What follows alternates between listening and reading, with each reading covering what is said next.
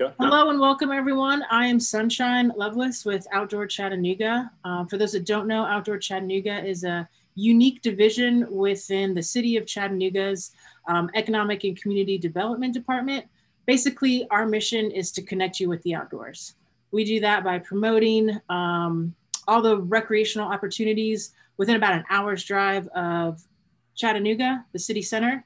And we offer programs such as workshops like this to help encourage you, inspire you to get outside and play. So this evening we are teaching a workshop on wilderness survival, shelter building, emergency shelter building 101.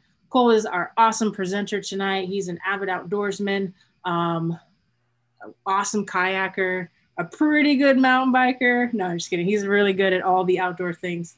And he is going to run through a presentation and then we will open it up for questions. Actually, there's a Q&A function at the bottom. I want you guys to ask your questions at any point during the workshop. We will just save up answering them towards the end. If you have any issues with operating Zoom or anything else, I'm going to be your moderator this evening, and you can type that into the chat.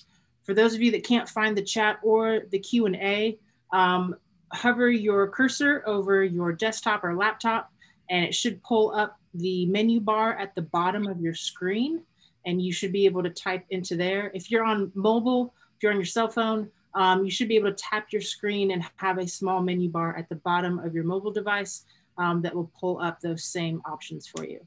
But again, if you guys have any issues, just type that into the chat. Please sign in. Let us know you joining us this evening.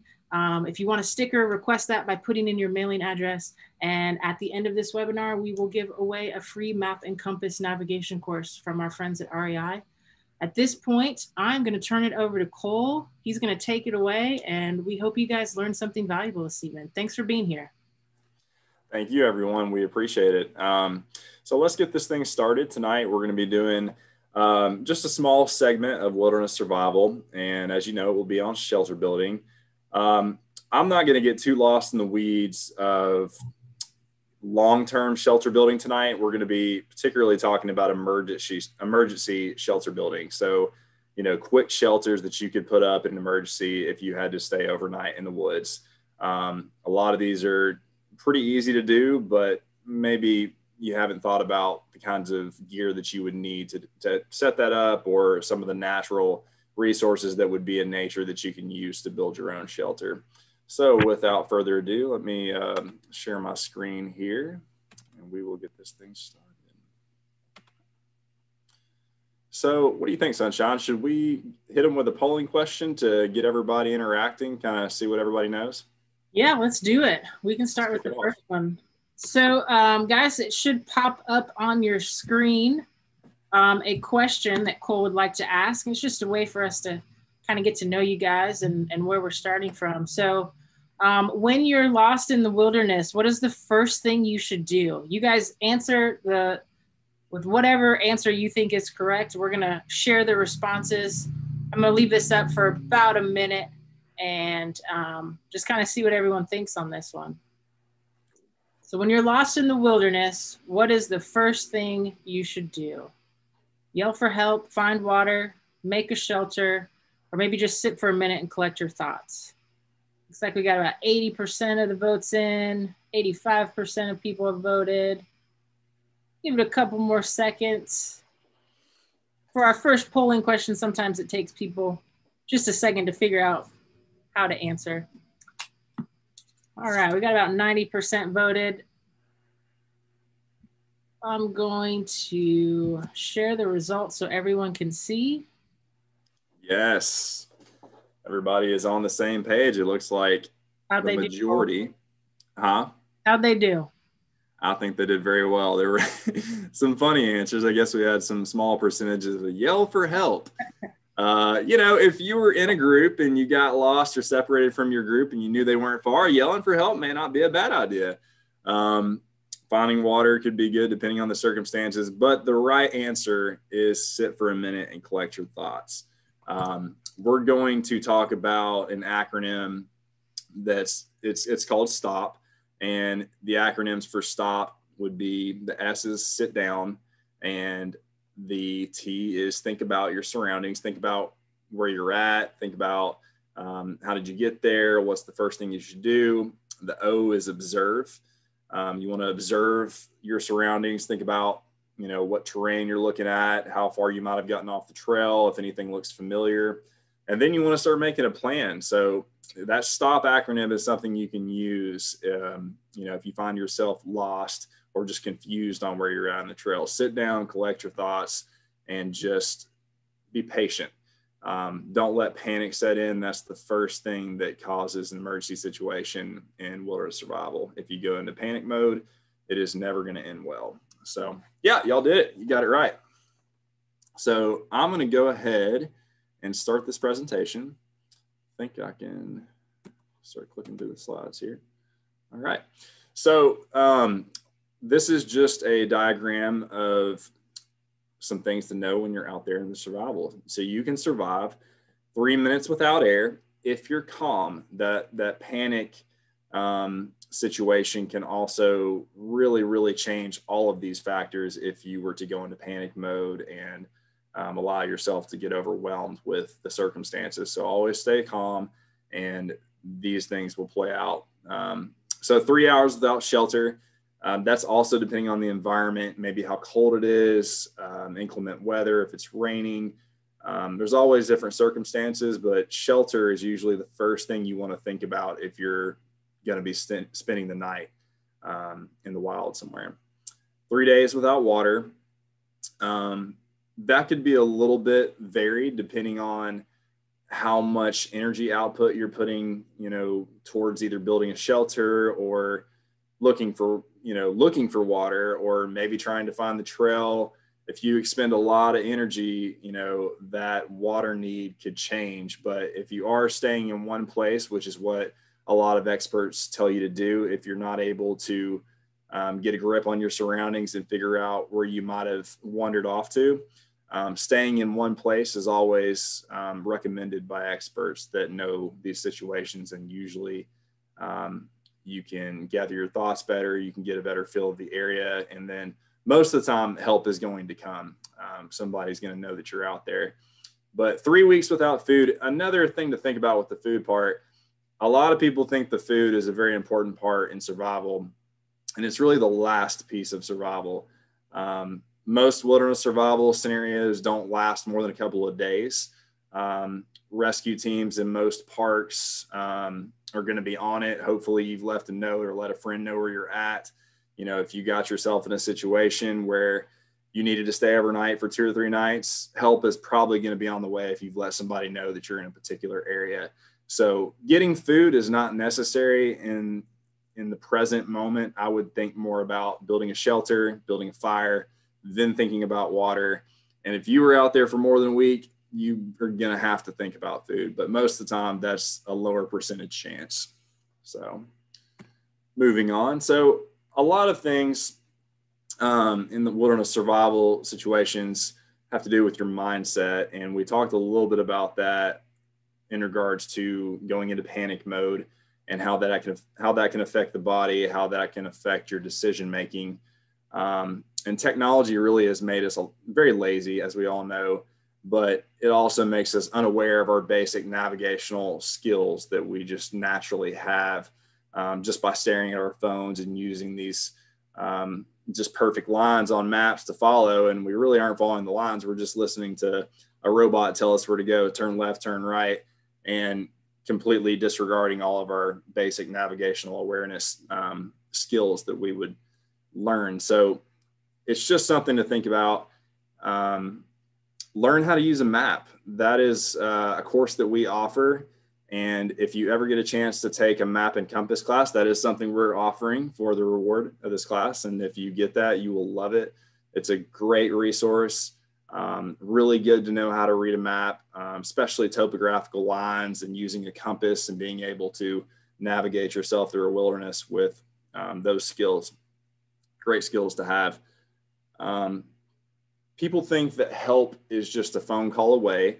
What happens when there's no service? There's a lot of parks that you're going to be in, or natural areas that you're going to be in where there's no service, and then there's no way to make a phone call to get help. So having that map, having either your phone with a map on it with plenty of battery, or maybe a backup battery charger in case your phone died. Being prepared is the most important thing. And we'll talk about some of those preparations that you can do beforehand to prevent the chance of this situation happening.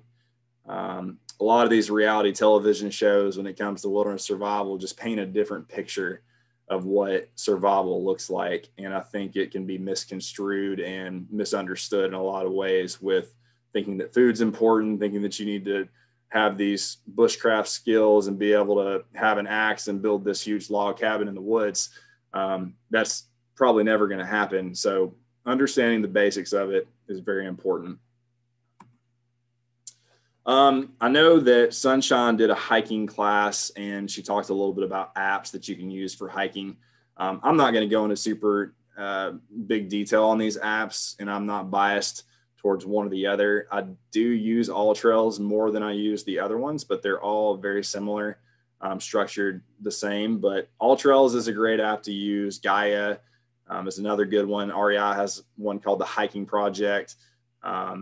You can do a basic subscription that's for free, and you basically get access to trails anywhere in your area. Or if you're traveling, you can basically search the city that you're in and look for trails nearby. What's really cool about it is you can get on and read about the trail, read about the difficulty, the mileage, the elevation. You can read reviews on some of the conditions of the trail, whether or not it's been cleaned. If trees are down, if it's bad, if there's been bad weather, all kinds of different things. But if you really want to get the subscription for AllTrails, I believe it's like $29.99, and it does give you the possibility, or not possibility, it gives you the option to have maps downloaded to your phone, and you can always have them whenever you need them without having service. And you can also track yourself while you're on a certain trail system if you've paid that subscription, and know exactly where you're at. Now, even with the free based program, you can still basically access and see the maps, but you can't download the maps to have them at a moment's notice. So anyways, those are some things to think about if you do want to have your phone and use that as your map resources. These are some apps to use for hiking. So let's get into the observing your surroundings part when we talked about that STOP acronym. So wide angle vision, awareness on the trail, is very important. Wide angle vision is basically being able to open your peripheral vision while you're walking on the trail, really taking in your surroundings, noticing any unique features in the trail, rocks, trees, moss, a weird deformity in a tree, maybe getting into actual trail built features. You might see rock piles that indicate a turn or that you're on the right trail or an intersection, looking for blazes, looking for trail markers. These are all things that wide angle vision really allows you to open up your awareness while on the trail. Slowing things down, taking in your surroundings. If you did get off the trail, always stay calm, always start to think, where is the last place I remember seeing the trail? Observe where you're at and take your time and backtrack.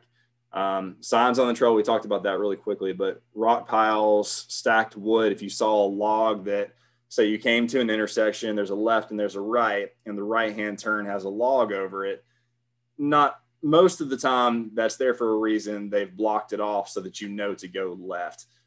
It could be a fallen tree, but then you can also look at the foot traffic of how many people probably went over that right side. And if it looks like a lot of people are going right, maybe that is the right direction. But always take in, how much foot traffic looks like it's been used on the trail. If the left side looks like more people are going that way, that's probably the way to go. And then also looking for blazes, looking for any, national park signs or just trail system signs.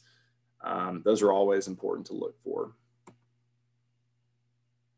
So these are just some things to think about when it comes to certifications and training that will better equip you for a survival situation. I myself have a wilderness first aid certification, and I had it done through the Solo Southeast program, which is hosted by Nantahala Outdoor Center. That's only about 2.5 hours from us towards Bryson City, North Carolina. But if you were wanting to really have some great skills that are not only great for first aid, but just good skills to know while, out in the wilderness hiking with groups that could help in emergency situation, these are great certifications to have and will really just allow you, more opportunity to help somebody in the event of an emergency. So there's also the Wilderness First Responder certification. That's a really in-depth certification that allows you to have pretty much every feather in your cap that you would need for an emergency. So I would highly recommend either getting a basic first aid and CPR, certification through, a place locally, if you could get that. But if you wanted to really understand emergency situations in the wilderness, just a basic wilderness first aid program is great. And it will open your mind to a lot more possibilities that could happen while out on a hiking trip. So I think the most important part to preventing these situations is planning ahead. Everyone knows that. You think that you're prepared, you're rushing to go to this incredible destination, whether it be a hike to a beautiful view, and you're rushing out the door, grabbing whatever food you can find, maybe a minimal amount of water. Most people don't think about having a space blanket in case they got lost and needed to get in something to stay warm. Most people don't think about having that first aid kit because they've not ever had someone break a leg or had someone gash their leg and need bandaging. They haven't experienced it, so they don't perceive the chance of it happening. But it doesn't mean it can't happen or might happen eventually. So planning really in depth before you go on an adventure is very important. Know the area that you're going. That means having a map. That means knowing the distance, knowing the elevation, knowing who you're going with, the people's experience you're going with. All of this, all of these things, are very important to think through before going out on your trip. So, and also knowing the weather. Weather is very important. That could change in a moment's notice if you didn't prepare for it. A lot of time in the mountains, if you've looked at weather in the city nearby the mountain, it could be completely different. I almost always have a rain jacket or a windbreaker or something packed in the event that, winds pick up, the temperature drops, or say a rainstorm moves in sporadically and I need to just have a rain jacket. At least I've got it in my pack. Just in case weather changed and I don't want to start going into hypothermia or being really cold. It's always nice to be prepared. So having that extra gear will help you in case something changes out there. And in nature, nothing is predictable. You can't ever really know what's going to happen. So this is not going to be an in-depth teaching of how to read a topo map. I really just want everyone to watch this video just for the basics of reading a topo map. Hopefully one day we can have another map and compass in detail class where if you want to, learn just a lot of the details about how to read a map, it would be a great skill to have. But this is just a basic video and we'll start it off, let you watch it and see what you think. Topographic maps are a little different from your average map.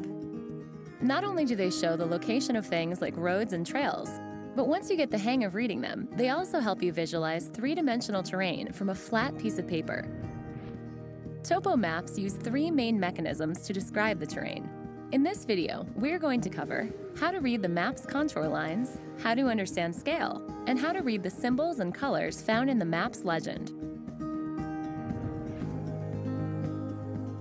Contour lines are what really make topographic maps something special. These lines connect all the points on the map that share the same elevation. By looking at how the contour lines spread out and come together, you can get a good sense of what the terrain looks like. When the lines are packed close together, that tells you that the elevation is changing a lot in a short distance, so the terrain is quite steep. As the lines spread out, the elevation changes more slowly, so the slope is more mellow. Contour lines can also help you visualize the shape of the terrain. For example, as the lines form smaller and smaller circles, they're probably showing a peak. Spend some time with a map of a familiar area and see if you can pick out terrain features just by looking at the contour lines.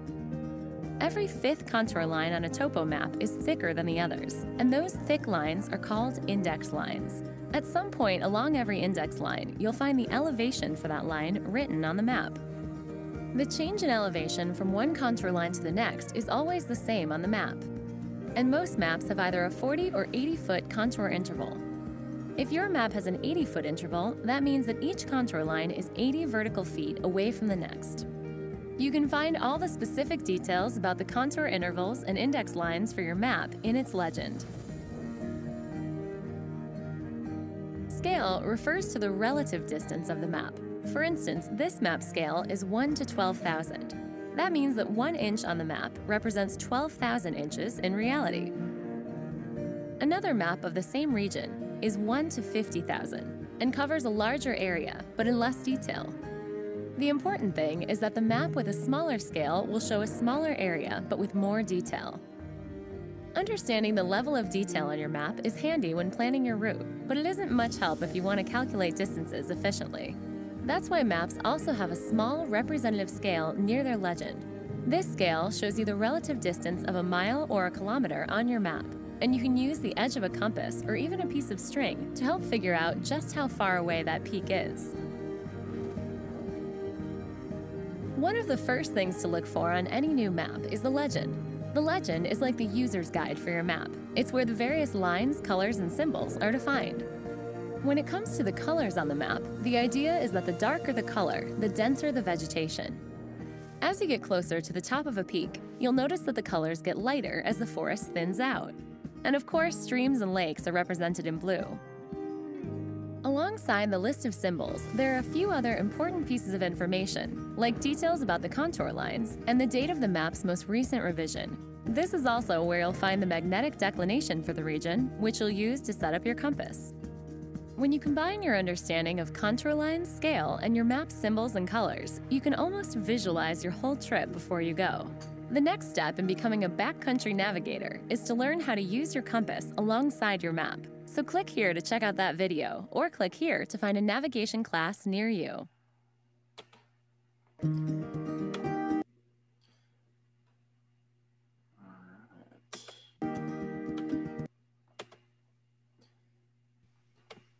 A real quick poll, I'm going to interject. If anyone else is having issues with the video, either kind of being jumbled or the audio not playing well, please type in the chat, let us know. Anyone having issues with the sign-in link, I'm reposting that. It looks like I have over 50 people signed in. So it's working. That link has worked for the majority. But if you are still having issues, type it in the chat and I'll see what I can work out for you. All right, Cole, take it away. Awesome. All right. So I hope that you learned a little bit from that. Reading topographical maps is not an easy thing to describe over a virtual platform, but that was a very basic run through of reading topo maps and using a compass. And we hope that we can offer that soon. If we do, you need to come out and check it out. It's a great skill to have. Moving on. So the big 7, these are things to think about. Stop, think, observe, plan. These are 7 important things if you're, in a situation where you believe you're lost. So stop, think, observe, plan. If you've injured yourself, sprained an ankle, put your shoulder out, anything like that, say someone in your group falls and they've busted their leg, providing first aid is essential. If you believe that finding the trail is not possible or it's too dark and you're not prepared, seeking shelter is a very important thing. Important for a lot of reasons, mainly because it's going to provide a sense of security. It will give you a feeling of hope, really. If you were out in the wilderness without anything over your head in the middle of the night, it's going to be really hard to keep good spirits and to keep yourself in a balanced mental state to make good decisions. So having that shelter built could be the difference between your survival. And then building a fire, that can also have to do with how cold it might be. If it was very cold and you'd finish the shelter and you realize, I don't know how warm I'm going to be tonight, I probably need to look at building a fire. That's the second most important thing that you could do. So that might be something to think about. Signaling for help. That's really dependent on where you're at, how long you've been there. And also if you could hear somebody way down the mountain and you thought that shouting for help, do it. Anything that's going to provide the chance of someone finding you, use your intuition and make the best decision for that situation. Drink water if you have it. Usually that comes after you've built the shelter, you've had a fire. If you're getting to that point where you realize you're going into dehydration, or you're just getting to that point, then finding water and boiling it over the fire. Or if you've planned well, maybe you have some iodine tablets in your backpack and you can purify the water, which would be ideal. And I always carry some type of purification in my pack, just as a backup plan. Food, don't even worry about it. And we're not even going to talk about that. So what are the primary causes of survival? I promise we're going to get to the shelters. We're still trying to cover some basics here. So not having good leadership in your group, being in poor physical condition, wearing the wrong clothing or footwear, lacking motivation. That's another important thing. You'll hear a lot of survival experts say that you've got to have the will and the want to get yourself through a tough situation. If you've sprained your ankle, it's coming close to nightfall and the temperature's dropping, you've got to be willing to crawl on your knees and pull yourself to a place where you can build a shelter, get warm, or maybe make a fire if it came down to it. You've got to have that motivation and will to want to live. If you don't have that, you're out of luck. You're probably going to be in a bad situation. So not eating enough while you're on the trail, not carving up or eating the right amount of calories while out there, that could be a deal breaker for someone getting in a bad situation. I've seen that before. And a guy that was in a survival situation and we were able to save him, he probably would have not made it if we had not been there for him, but he had not eaten enough food through the day. His group didn't really take note of that, didn't really watch him throughout the day, and his health declined. He got to where he had no energy, could not walk, and we had to buddy carry him several miles to get him to a location where he could get comfortable again and get warm. So make sure you've got some extra power bars, just some extra food in your backpack in case you might need it. Becoming too tired, too cold, thirsty, not recognizing and dealing with a potential problem.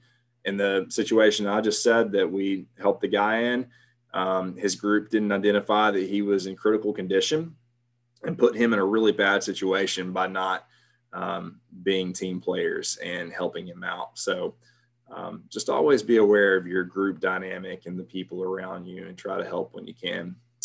Encountering unexpected changes in the weather or unexpected terrain, that gets back to preparation. If you didn't have a rain jacket and it's pouring down rain, temperature drops 15, 20 degrees, it could put you in a very, very vulnerable position. So getting back to preparation again, very important. Quick video, what to bring in your pack. This is a really cool video that REI made, and I think it's helpful. People often go day hiking unprepared. It's important to bring the 10 essentials with you so you can stay safe while on trail. Here's the deal on what I like to take on a day hike. So I've got a couple different things in front of me, and these are all of the 10 essentials. So first you'll see that I have navigation. So that's a compass and a map of the area where I'll be hiking. And then I also have my headlamp just in case I'm going early in the morning or staying out later than I intend to. Here I have sun protection, so my sunglasses and a sun hat to protect my face. And then I also have my first aid kit, as well as some waterproof matches and a knife. This is a space blanket. So this is just some sort of emergency shelter. Again, this is all just in case you get caught out longer than you intend to be in the wilderness. Then over here, I have extra food, bars and snacks, as well as lots of water and extra clothes. This will totally depend on what the weather conditions are. You might be bringing a fleece, an insulated jacket, or a rain jacket, depending on where you're going to be hiking. There's a couple other things that I like to bring with me on a day hike. One is my pee rag. I use this instead of toilet paper, and then I just tie it on the outside of my pack and let it air out. I also bring my cell phone, and this is just what I use to take photos when I am on my hike. One thing that I really love to have on trail is my watch. This is just a standard watch that has a GPS feature in it. It's an activity watch, and I really like to be able to track my mileage from the trailhead. And for me, it helps me feel a little bit safer to know where it is that I'm navigating. So let's really quick talk about what I'm wearing. I have a wicking wool t-shirt on. Any sort of wicking comfortable shirt will do. And again, whether it's tank top or long sleeve shirt, it's going to depend on the weather. And then I have a buff around my neck. I like to use this to keep sweat out of my face, but it's also really great as a napkin at lunchtime. And I'm wearing just a durable, quick dry shorts. And on my feet, I have my hiking boots and my hiking socks. There are a couple other things that I like to leave in my car for when I get back from the hike. So I have sandals to change into and an extra pair of socks, which feels really great after a long hike. And then I also have my coffee canister. I'll either fill this up before the hike or afterwards to get a little pick-me-up before the long drive home. It's also a good idea to leave a copy of your itinerary in your car, as well as a copy with a friend. And that's just in case something happens to you and people need to know where you've been. That about covers it. I hope this helps. Depending on conditions, you might pack a lot more on your day hike. So if you think about the last thing she said leave an itinerary with a friend, let them know where you're going to be, or leave one in your car. This is very important. This could actually help you if you got lost and say, you weren't able to signal for help, you were never able to find the trail, and you were out, say you thought you could be out there for weeks. That would never happen if you'd left your itinerary or let a friend know where you're going to be. There's a lot of examples. I listened to a podcast recently on Outside Magazine about a surfer that had failed to let any of his friends and family know where he was going surfing, got swept out into the ocean, and found himself out there for 2 nights. Luckily, he was supposed to work the next day, and after he didn't show up to work, his coworkers thought, well, I bet he went surfing. And they figured out that he had gone to a certain location, and almost 3 days later, emergency services were able to find him at the brink of death. So if he'd let somebody know where he was, he probably would have been found the night that he had been stranded out there, and he would have been fine. So just always think about letting a friend or family member know, or just put an itinerary right in your dashboard, right, and under your front windshield, and make sure someone knows where you're at in case something happened. Very important. So moving on, we're just going to cover this again so you can hear it again. Combustion, having a lighter in your bag. I always have that. Waterproof matches if you want to. Flint and steel, you'll hear Bear Grylls and other survivors say it. If you want to get raw about it, flint and steel is the most reliable, they say, to use if you couldn't get a lighter to work or your matches got wet. The flint and steel is always going to be reliable if you know how to use it. So practicing that, if you did have it, would help you be able to use it if you did have it. Hydration, like I said, iodine tablets or a filter. If you had to, boiling water also works. If you could make a fire, boil the water.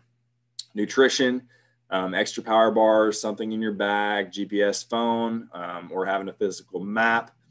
Also, if I know I'm going on a long hike and there's a chance, if I'm relying on my phone for the map, I will make sure I have a rechargeable battery in my backpack that I could plug it into if I needed to. And that's only if I'm relying on my phone. If I had a physical map, I may not have the battery, but just depends on what you're doing and how far you're going. Illumination, I like headlights. You really just don't see a lot of flashlights if you're out backpacking or on a day trip. Have a headlight and bring extra batteries. That's another thing to think about. I always have extra batteries in my day pack just in case my headlamp didn't work at night for some odd reason.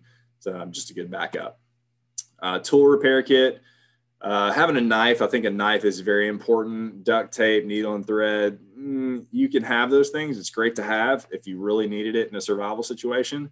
And that really would just be if you were stuck out there for weeks. So that really gets into the weeds, like I said, of trying to find food. But having a knife is important. A knife can be very resourceful for, shaving off bark, cutting rope, all kinds of different things. First aid kit. Insulation, depending on where you're at, temperature, emergency shelter, space blankets. You can find those at REI. If you didn't want to pay for a space blanket, you could get a garbage bag or have a poncho. Those are also useful. Sun protection, she said sunglasses, sunscreen. If you're in hot environments, that is very important to probably keeping your temperature down a little bit if you were going to be sweating all day, and it would also keep you from getting very sunburned. So Sunshine, the amazing marketing whiz that she is, put this video together.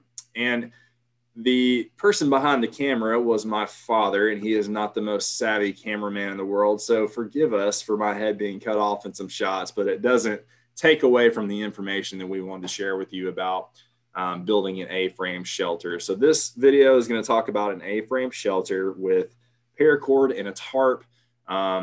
There are different tarps out there. I won't discuss all of them, but there's a lot that you can look up that are great wilderness survival tarps that you could keep in your pack. But I'm using a very big tarp just as an example. Some people do carry them, but it's just a lot of weight and a lot of mass in your backpack. So you can buy very small ones too. But we're going to kick this thing off, and I hope you enjoy the video.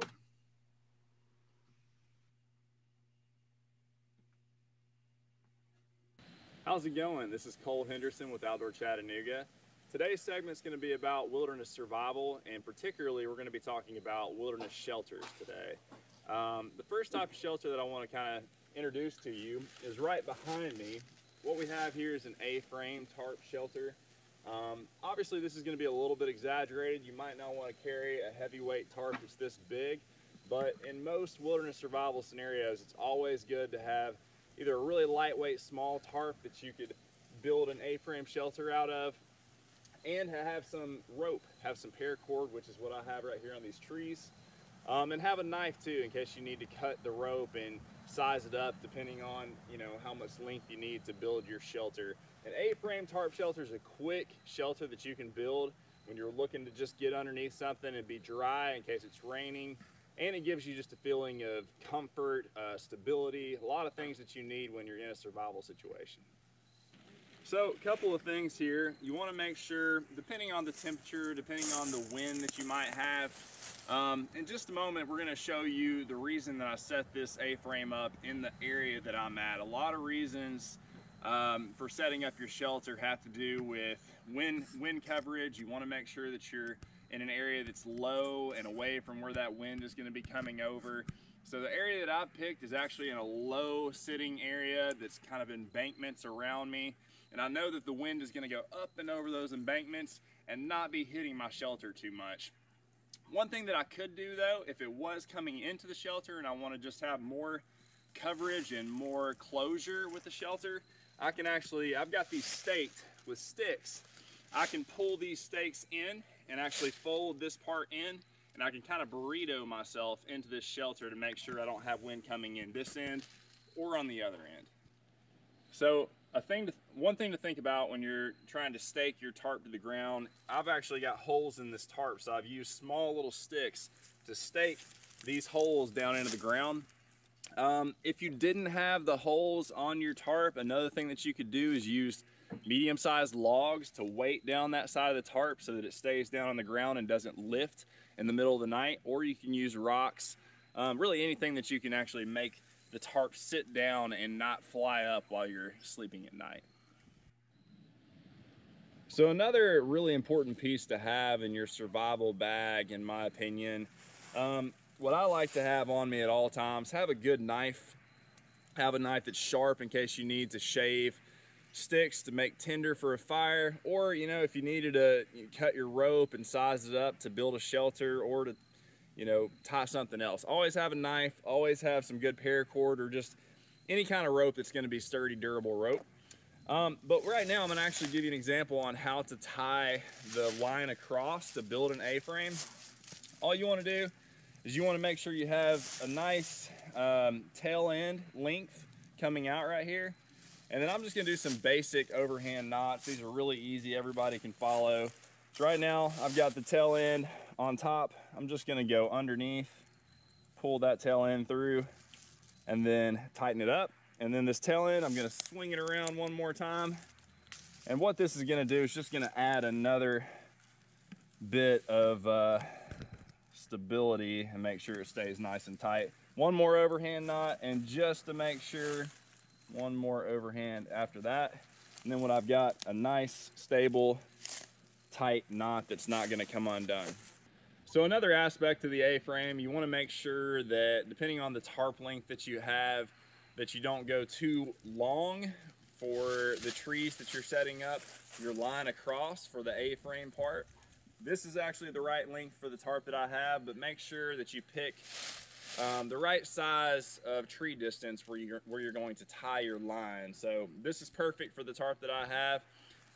And then also height is a key. If you really want to make sure that wind isn't a big factor in blowing your tarp around, you may want to set your line a little bit lower, which would mean you could stay lower on the tree, which will allow you to, you know, kind of stake down that tarp a little bit easier when you're setting it up for the A-frame.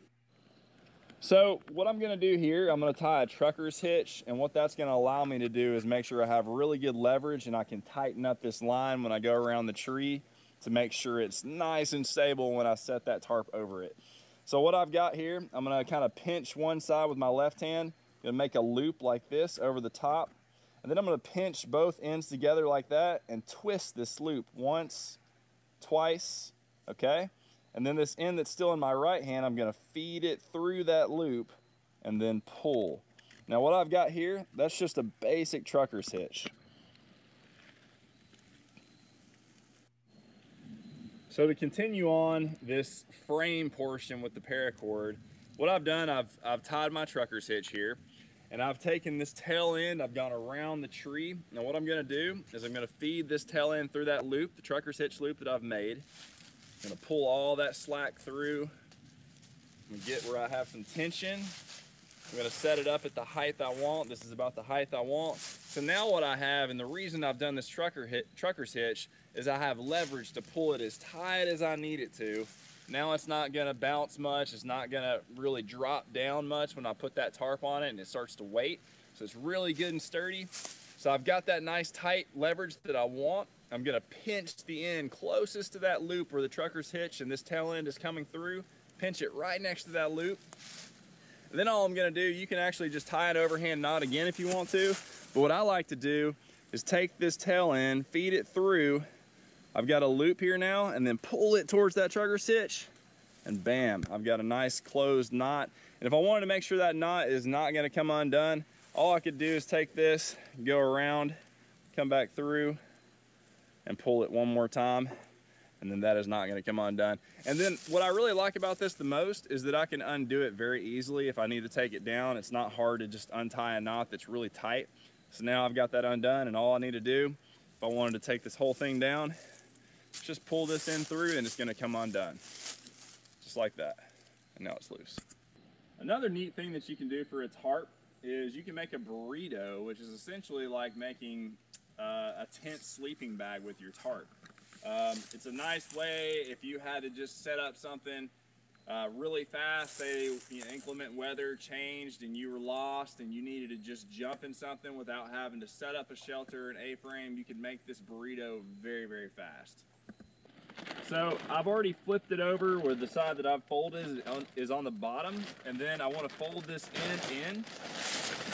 Make sure it's folded in all the way. If you really want to make sure it's, you know, not gonna have anything come in, you can double fold it. And then just make sure that pressure kind of weights those ends down so nothing could come in from that end. And then all you want to do really with this type of setup, now just like a burrito, if I had to jump in, I can get all the way in and have a nice little shelter. One quick thing I want to add to this burrito, and we actually cut out a little bit of the clip of the folding process, but you want to make sure that you have a way to breathe where your head is in the burrito coming out. If you don't have a way to breathe out of the end in there where your head is, you're going to create a lot of condensation inside that tarp, and you're going to get cold because all that water is going to be attached from you breathing all over that tarp, and it's going to be really hard for you to stay warm. So always make sure your head at the very end there has a little bit of a sleeve or opening that you can breathe out of. Now we're getting into more of a natural shelter that you can use: debris, leaves, anything that's natural around you in the woods in case you didn't have a tarp. So the reason that I've picked this particular area, as you can kind of see with the camera moving around, we've got kind of a low sitting area. It's almost like a ditch, but it's really nice because you really want to try and figure out how you can mitigate wind when you're in a survival situation, especially if temperatures are cold.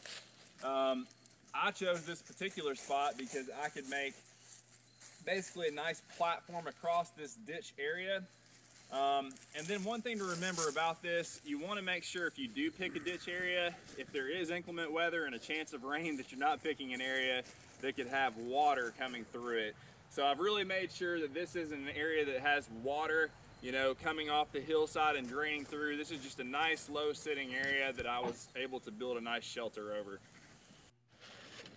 So when building this type of shelter in this low area that I built it on, first I was looking for nice sturdy kind of large limbs that I could use to brace just like a roof for this area. So I picked some long limbs that were the right length for this low sitting area.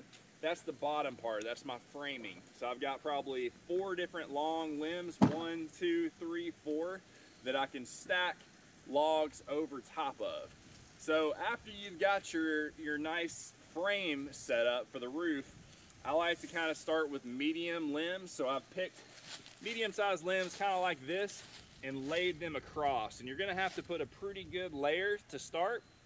And after you've picked these medium-sized limbs, you wanna go to more smaller limbs and fill in the gaps. So what you're doing is you're trying to kind of close all of these areas in with as many limbs as you can, so that you have good coverage over this roof, because at the very end you're going to add leaves to really give it that shelter look, to give it that density that it's going to need to maybe keep rain from coming through or to keep wind from penetrating through.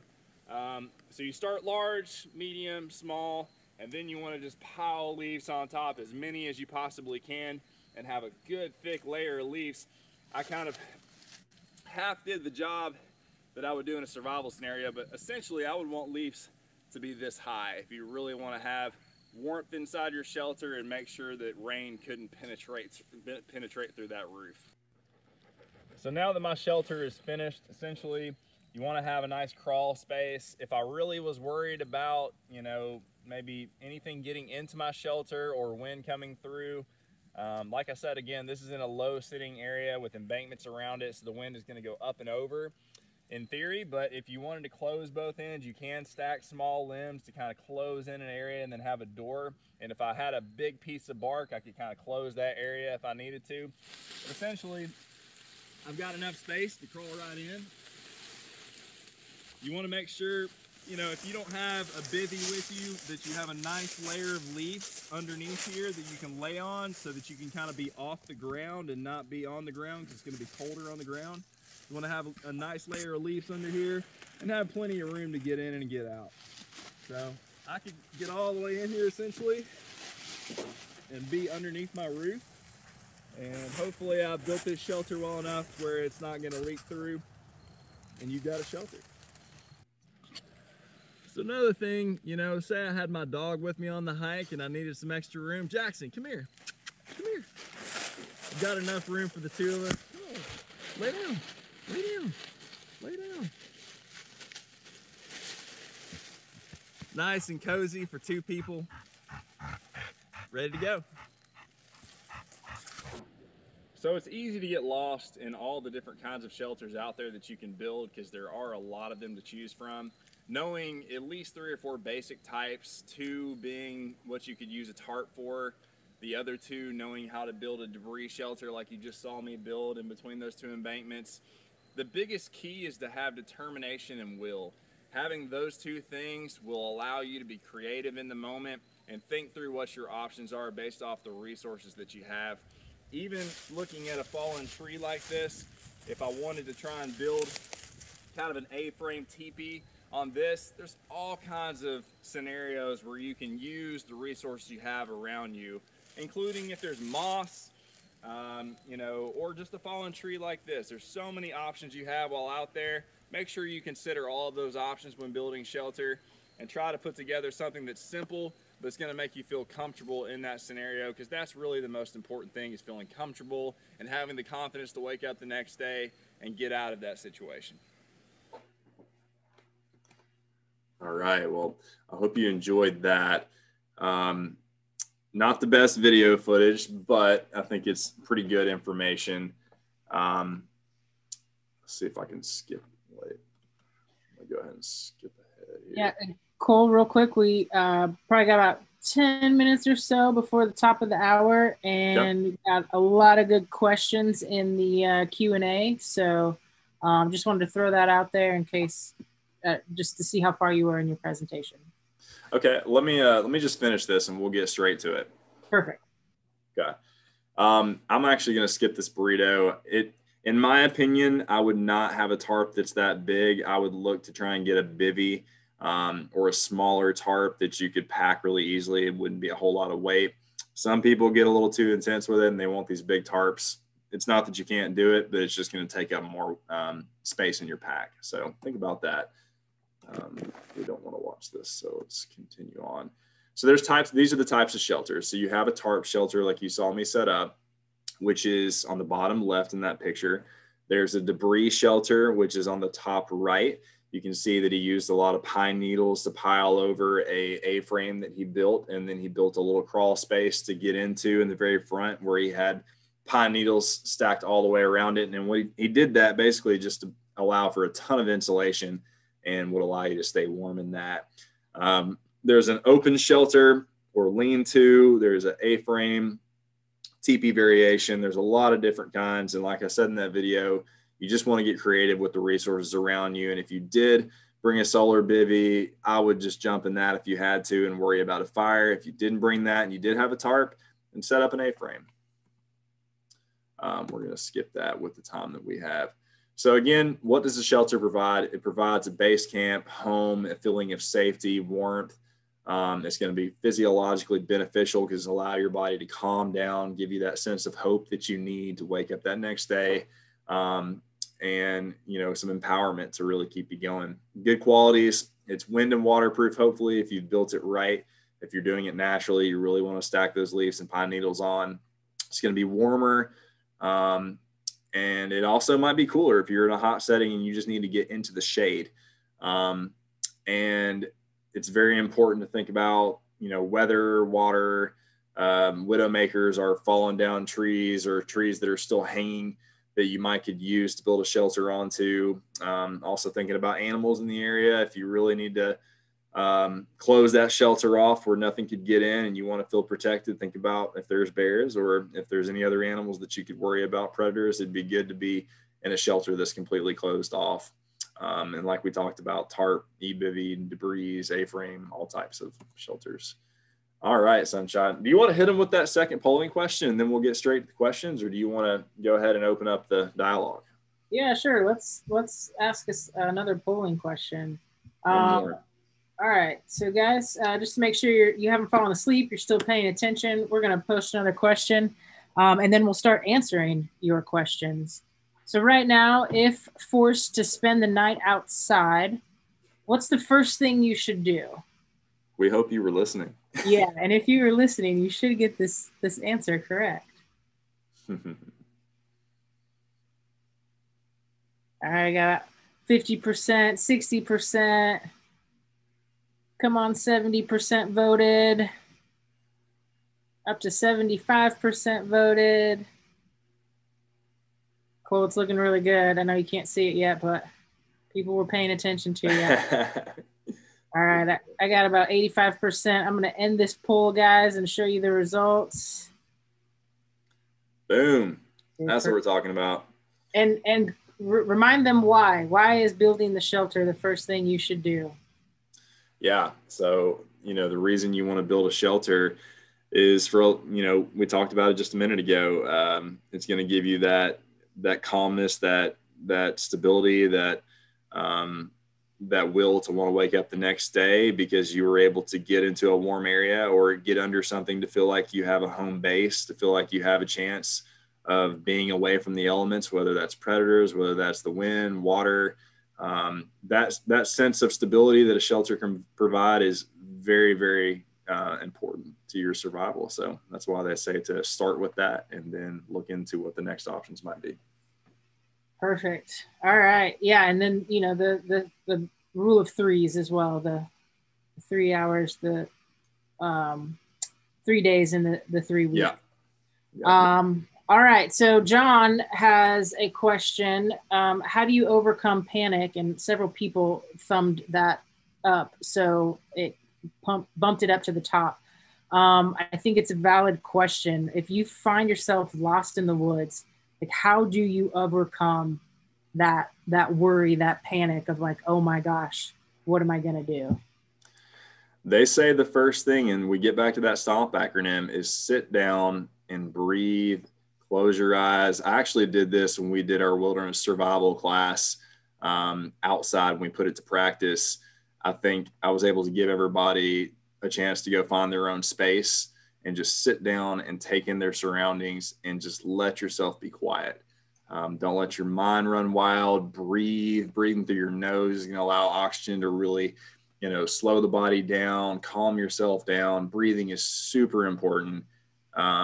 Those are things that I've been taught for wilderness survival is breathing, even closing your eyes for a little bit, breathing, finding that sense of calmness. And then after that, opening your eyes and really starting to pay attention to the details, looking at trees, looking at the land layout, whether you're on a hill or if there's a mountain in front of you, if there's a river that you can hear, if there's birds chirping, there's all types of things that you can think about to allow yourself to maybe regain memory on how you got to where you are. So that's my advice to it. Nice. All right. Next question is from Olivia in Salem, Oregon, no less. Thanks for joining us. What are sources for paper maps? Because, phones may not work for very long.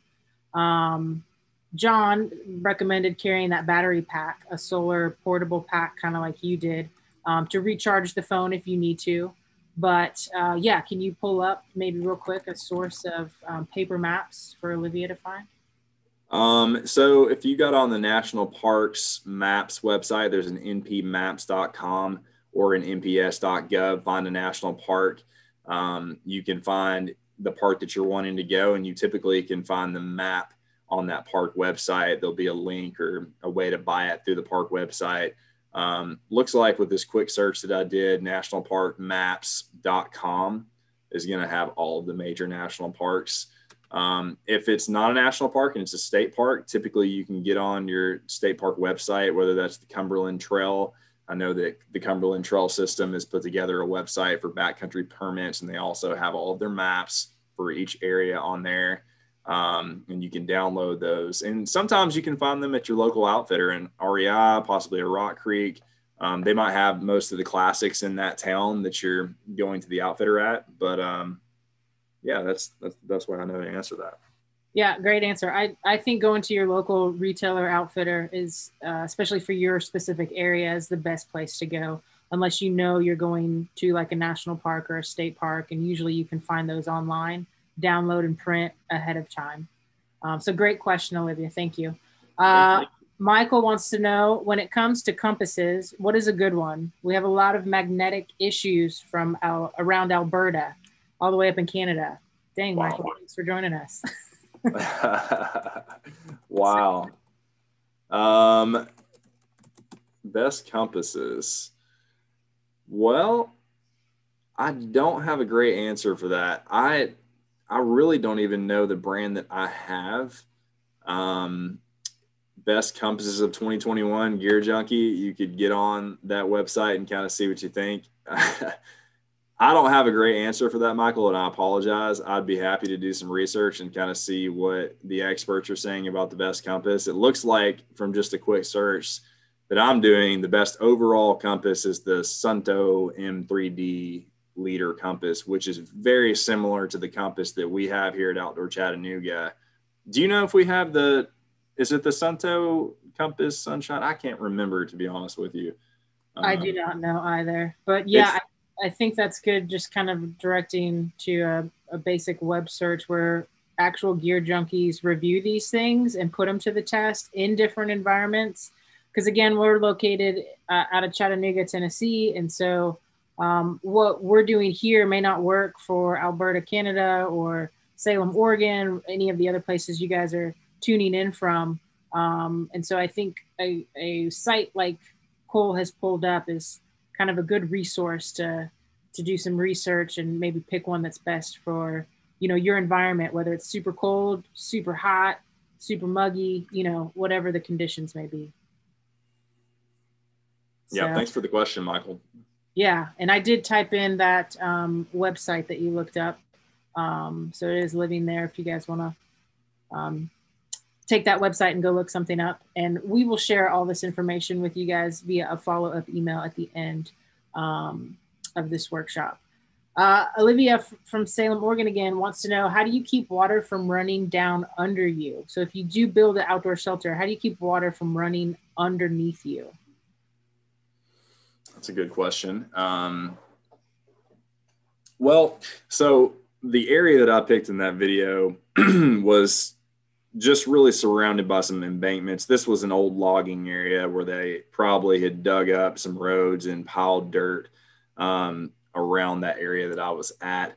And there was a stream over nearby that you can very obviously pick out, that you could see there's a ditch and there's obvious, signs of water flowing down that. I didn't see any signs or symptoms of the area that I was picking for that shelter having any water. But so to answer your question, you always want to try and get off the ground, and you actually could put some small limbs. I would probably start with medium limbs and then fill it in with the small limbs, and then put a huge layer of leaves over top of that so that you can get off the ground. And then if water for some reason was saturating the ground and it was coming in any way, just in the ground, you would be off the ground and you would be on some limbs that hopefully the water would flow under. Or at least if the water was saturating the dirt, you would be off the ground on some leaves on tree limbs, so you wouldn't be on the ground. It's the best way that I can answer it. But also just keeping in mind, don't pick an area where you see a ditch nearby your shelter. If there was to come a monsoon or a lot of rain, it could fill it twice what it might look like it could hold, and it could come into your shelter. So just stay away from any area that looks like it holds water. Yeah, perfect. I think that's a great way to answer that, Cole. Just, making sure you're not in the lowest lying area possible. All right, we got Michael back. He wants to know, is there a standard topographical slope rise in feet? The video said between 40 and 80 feet. I want to know if there's a standard slope rise on those topographical maps. And I don't know that there is. I think it varies, doesn't it? I think it does vary from the research that I've done and the classes I've taken. I mean, they do say in the video that 80 typically is what you see. But yeah, I don't know the industry standard from a mapping perspective for professionals. I'm not sure what that standard is, but we can look it up. I can get back to you on it. Yeah, and I think too, Michael, most of the maps that you have that are topographical will have the legend on it to let you know. Yeah. That way, it's specific to the map you're holding in your hand, instead of relying on a standard that may not be uniform throughout. So, Michael also wants to know, will iodine kill parasites? Ooh, that's a really good question. I'm going to do a quick Google search. I think it will for some. I don't know if it will for all. Let's give that a quick Google search, though.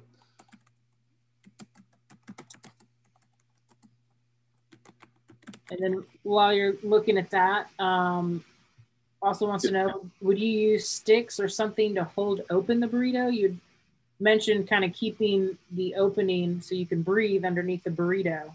Yeah. You could just leave a little bit of an opening where your head is just naturally going to be in that area that's open and you can breathe out of it. But yeah, you could use a stick, like you could prop it up with a stick if you wanted to get deeper into the burrito and have just that stick that holds it up. Hopefully it wouldn't fall, but pick one that's sturdy and maybe kind of jab it into the ground so it's staked. And then possibly if it has kind of a Y fork at the top of it, you could pin the tarp into it right there and it would just stay open.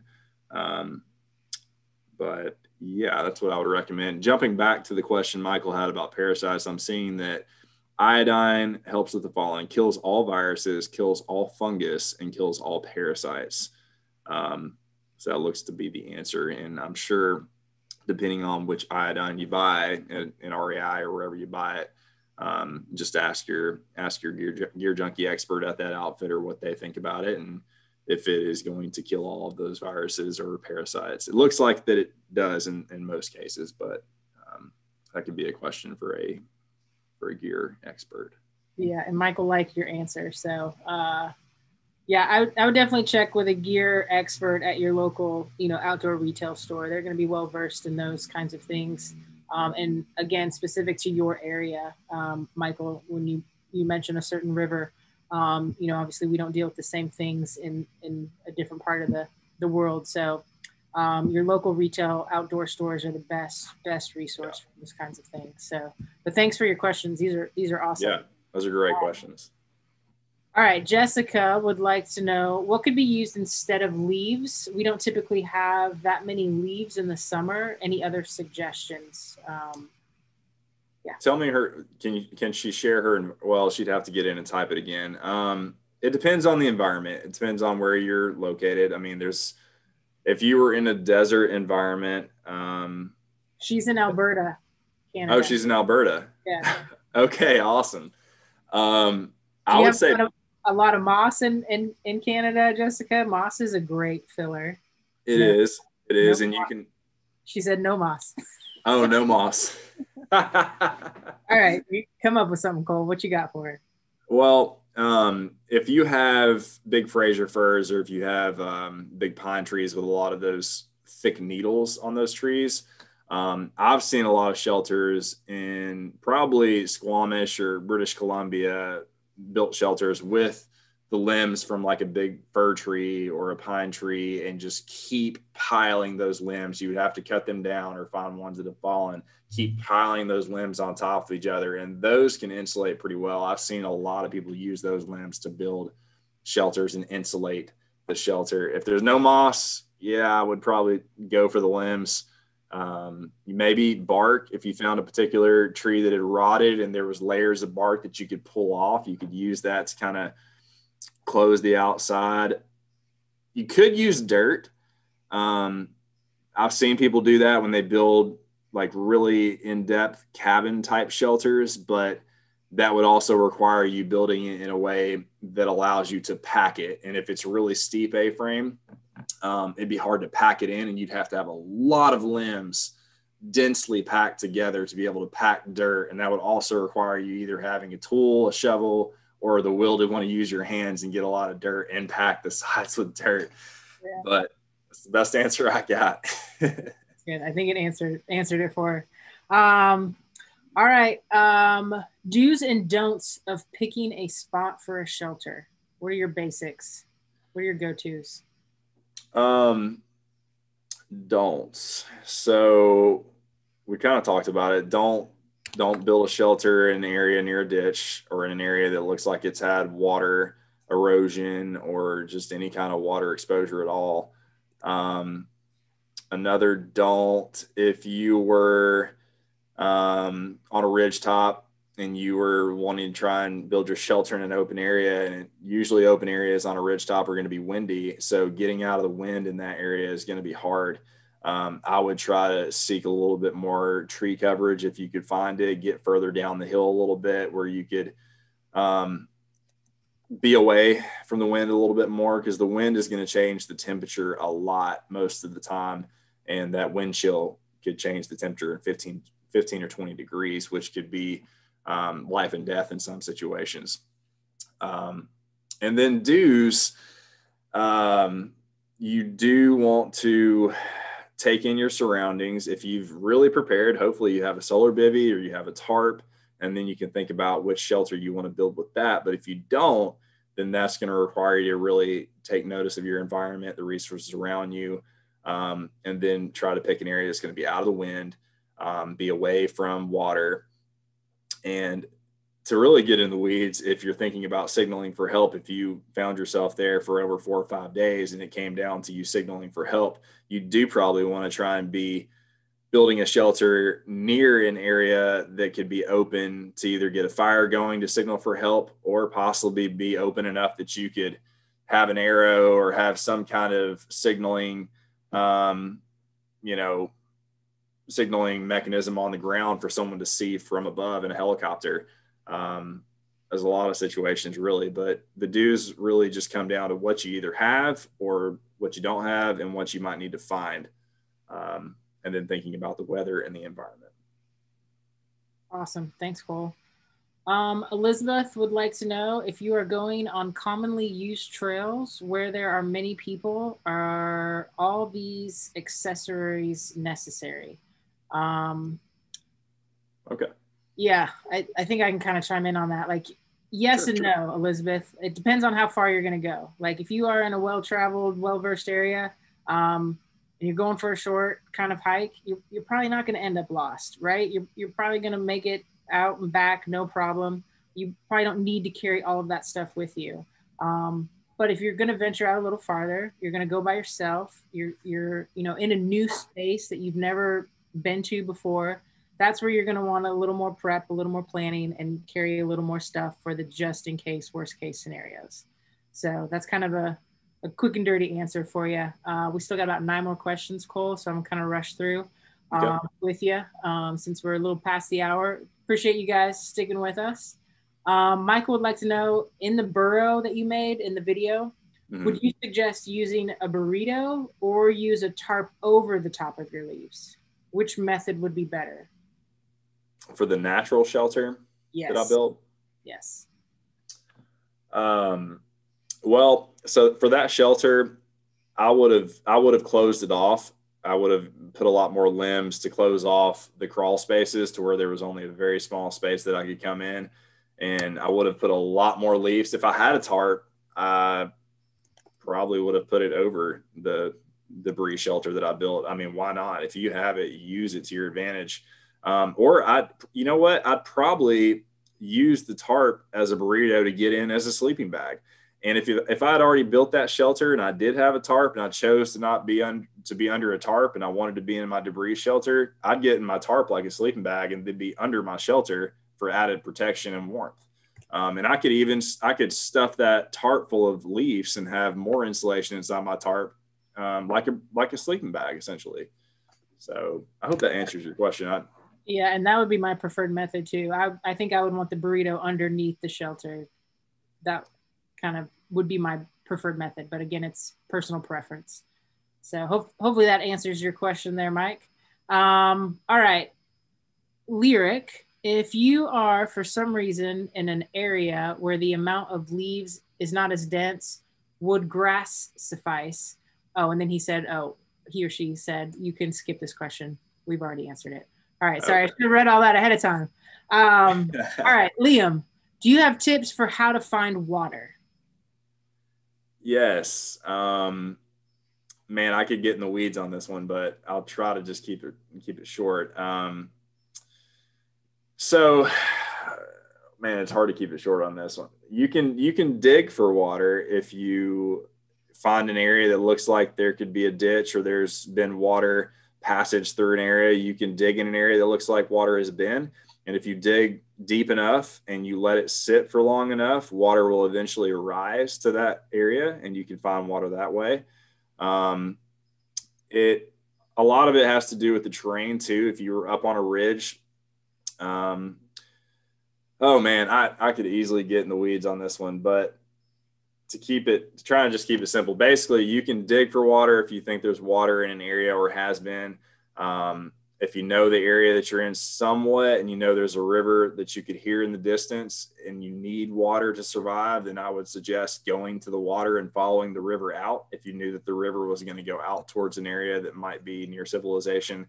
But that question could get me going, and I better not answer too much of it. If you do want to tune into a more in-depth answer to that, I'd love to answer it deeper or give you some resources to answer that better.